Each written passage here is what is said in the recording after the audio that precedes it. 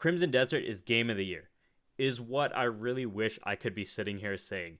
Okay, so I'm finally finished my Crimson Desert review for my YouTube channel because I really want to give this game the grace it deserves and not kind of rush through it. Like, again, I'm not a famous reviewer. I don't get early access codes or anything like that. So I want to take my time, really play the game, and give my thoughts.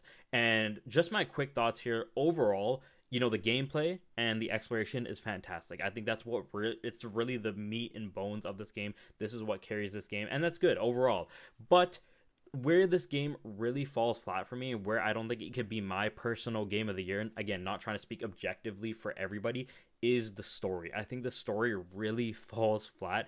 And again, for me to choose the game of the year, the story has to be compelling. It has to be a good narrative experience, And I know not every game of the year has to be some crazy like single player story game, but for me at least, for me to say that's my game of the year, I need a good story. And with this game, it just kind of throws you into the world. It doesn't really do a good job of explaining. Like, besides the first 10 minutes of the game, they explain, who you are as a leader. You're a leader of this faction. You're trying to rebuild this faction after it was kind of torn down and destroyed.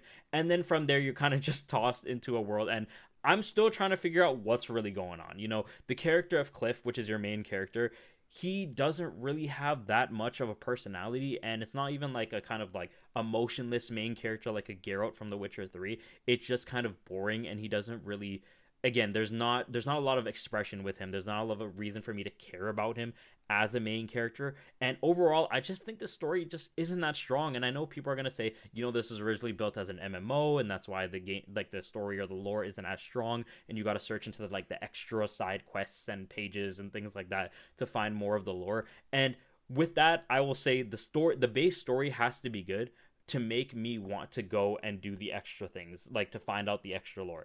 And overall, I just think the story fell flat here, and that's my main gripe with Crimson Desert. But I don't know. How do you guys feel about Crimson Desert?